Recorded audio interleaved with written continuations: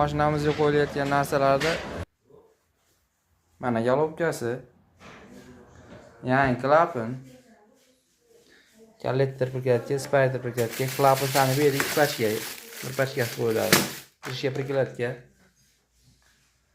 Galobka prikladkani arzoni, bundan qimmatrog'i koreyskisi, Xitoyi Weismo, Gem Radnoye, baza. Shilingan, shilinmaganiga qarab shu prikladkalar tanlab bosiladi.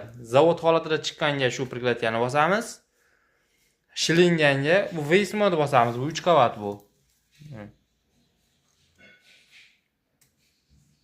Ammo 2 qavat bu.